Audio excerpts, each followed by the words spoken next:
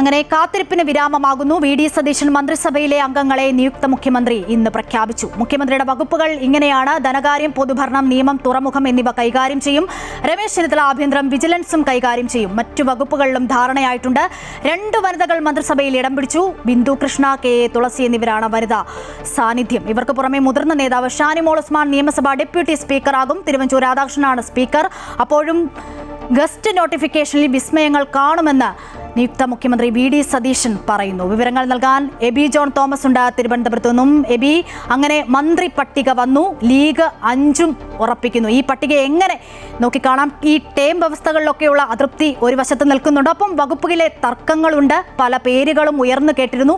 ഏറെ ചർച്ചയാകുന്നത് മറ്റൊരു വിഷയമാണ് കെ മുരളീധരന്റെ മന്ത്രിസ്ഥാനം. വൈദ്യുതി വകുപ്പ് വേണ്ട എന്ന നിലപാടിൽ കെ മുരളീധരൻ ഉറച്ചു നിൽക്കുന്നു. ആരോഗ്യമടക്കമുള്ള വകുപ്പ് മതിയെന്ന നിലപാടിലാണോ? കടുപ്പിക്കുകയാണോ മുരളീധരൻ? മറ്റു വിവരങ്ങൾ എങ്ങനെ? അശ്വതി, ഉദ്വേഗം നിറഞ്ഞ ഒരു പകലിന്റെ അവസാനം കേരള ജനത കാത്തിരുന്ന ആ വാർത്തകൾ വരികയായിരുന്നു. ടീം സതീശനിൽ ആരൊക്കെയുണ്ട് എന്നുള്ളതിനെ കുറിച്ചുള്ള പ്രഖ്യാപനം ഔദ്യോഗികമായി നിയുക്ത മുഖ്യമന്ത്രി വി.ഡി. സതീശൻ പ്രഖ്യാപിക്കുകയായിരുന്നു. ഇന്നത്തെ ദിവസം വലിയ രീതിയിലുള്ള ചർച്ചകൾ, സുദീർഘമായിട്ടുള്ള കൂടിക്കാഴ്ചകളൊക്കെ തന്നെ നിറഞ്ഞ ഒരു ദിവസം കൂടിയായിരുന്നു. അതിൻ്റെയൊക്കെയും അവസാനമാണ് വൈകുന്നേരം ഏതാണ്ട് 5:30 മണിയോടുകൂടി ഗവർണറെ നേരിട്ട് കണ്ട് വി.ഡി. സതീശൻ തൻ്റെ ടീമിലുള്ള മന്ത്രിമാരുടെ ലിസ്റ്റ് നൽകുന്നത്. അതിനുശേഷം നേരെ മാധ്യമങ്ങളെ കാണുകയായിരുന്നു. മാധ്യമങ്ങളെ കണ്ട് ആരൊക്കെയാണ് മന്ത്രിസഭയിൽ ഉള്ളത് എന്നതിനെക്കുറിച്ചുള്ള കൃത്യമായിട്ടുള്ള വിശദീകരണം ഉൾപ്പെടെ അദ്ദേഹം നൽകുകയും ചെയ്തു.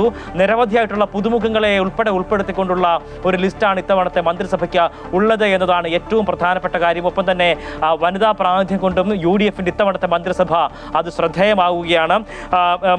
പ്രധാനപ്പെട്ട വകുപ്പുകളൊക്കെ തന്നെയും ഏതാണ്ട് പറഞ്ഞു വെച്ചിട്ടുണ്ടെങ്കിലും ചില വകുപ്പുകളുടെ കാര്യത്തിലൊക്കെ തന്നെയും ഇനിയും ചർച്ച ചെയ്ത് തീരുമാനത്തിലേക്ക് എത്തേണ്ട ഒരു സാഹചര്യം കൂടി നിലവിലുണ്ട് എന്ന് പറയാതിരിക്കാനാകില്ല.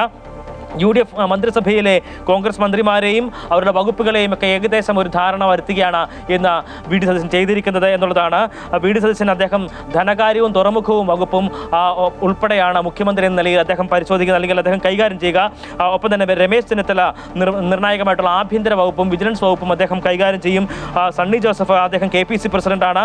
അദ്ദേഹത്തിന് റവന്യൂ വകുപ്പ് അദ്ദേഹം കൈകാര്യം ചെയ്യും. കെ മുരളീധരന് വൈദ്യുതി വകുപ്പാണ് നൽകിയിരിക്കുന്നത്. അതിൽ ചില അസ്വാരസ്യങ്ങളൊക്കെ തന്നെയുണ്ട്. അദ്ദേഹം അത് താല്പര്യമില്ല എന്നുള്ള കാര്യം അദ്ദേഹം നേരത്തെ സൂചിപ്പിക്കുകയും ചെയ്തിട്ടുണ്ട്. അതിനെ തുടർന്ന് അദ്ദേഹത്തിന് ദേവസ്വം വകുപ്പ് നൽകാനുള്ള ഒരു ധാരണയിലേക്ക് എത്തിയിട്ടുണ്ട് എന്നുള്ളതാണ്. PC വിഷ്ണുനാഥനാണ് ടൂറിസവും സാംസ്കാരിക വകുപ്പും നൽകിയിരിക്കുന്നത് എന്നുള്ളതാണ്. AP അനിൽകുമാർ ആരോഗ്യ വകുപ്പ് കൈകാര്യം ചെയ്തേക്കും. T സിദ്ദിഖിനാണ് വനം വകുപ്പ് നൽകിയിരിക്കുന്നത് എന്നുള്ളതാണ്. ബിന്ദു കൃഷ്ണ വനിതാ ശിശുക്ഷേമം വകുപ്പ് നിയന്ത്രിക്കുമ്പോൾ M ലിജു എക്സൈസ് വകുപ്പും സഹകരണ വകുപ്പുമാണ് അദ്ദേഹത്തിന് കൈകാര്യം ചെയ്യാനുണ്ടാവുക എന്നുള്ളതാണ്. OJ ജനീഷ് യുവജനക്ഷേമവും, KA തുളസി, റോജി M ജോൺ എന്നിവർ കോൺഗ്രസിൻ്റെ മറ്റ് മന്ത്രിമാരായി തന്നെ തുടരും. ഒപ്പം തന്നെ ഇതിൽ ലീഗിൻ്റെ മന്ത്രിമാർ ആരൊക്കെയാണ് എന്നുള്ള കാര്യത്തിൽ നേരത്തെ തന്നെ പ്രഖ്യാപനം വന്നിരുന്നു. 5 മന്ത്രിമാരാണ് ലീഗിനുള്ളത്. അത് പാണക്കാട് തങ്ങൾ തന്നെയാണ് പ്രഖ്യാപനം നടത്തിയത്.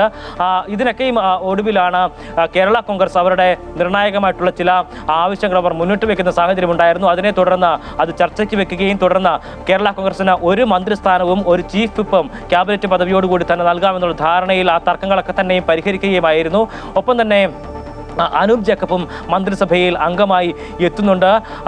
ഒപ്പം CP John, Shibu baby John തുടങ്ങിയിട്ടുള്ള ആളുകളും മന്ത്രിസഭയിൽ ഇടം പിടിച്ചിട്ടുണ്ട്. ഇവരെല്ലാവരുമായിരിക്കും നാളെ ഈ ഒരു മന്ത്രിസഭ പൂർണ്ണമായും തന്നെ സത്യപ്രതിജ്ഞ ചടങ്ങിലേക്ക് എത്തുന്ന ഒരു സാഹചര്യം ഉണ്ടാവുക. കോൺഗ്രസിനെ സംബന്ധിച്ച് പതിറ്റാണ്ടുകൾക്കപ്പുറമാണ് ഇത്തരത്തിലുള്ളൊരു സംഭവം ഉണ്ടാകുന്നത് എന്നുള്ള പ്രത്യേകത കൂടിയുണ്ട്.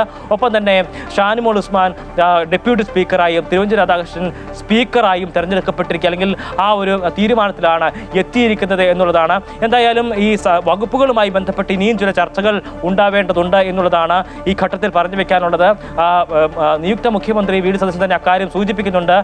അത് ഗസറ്റിലൂടെയാണ് ഇത്തരത്തിലുള്ള പ്രഖ്യാപനങ്ങൾ ഉണ്ടാവുക. വകുപ്പുകൾ ആരൊക്കെയാണ് കൈകാര്യം ചെയ്തതിനെക്കുറിച്ചുള്ള ഔദ്യോഗികമായിട്ടുള്ള പ്രഖ്യാപനം ഉണ്ടാവുക. ഇപ്പോൾ ചർച്ചകൾ തുടർന്നുകൊണ്ടിരിക്കുകയാണ്. വകുപ്പുകളുമായി ബന്ധപ്പെട്ട് തർക്കങ്ങൾ നിലനിൽക്കുന്ന സാഹചര്യത്തിലാണ് അങ്ങനെ ചില ചർച്ചകളിലേക്ക് വീണ്ടും നീണ്ടു പോകുന്ന ഒരു സാഹചര്യം ഉണ്ടാകുന്നത്.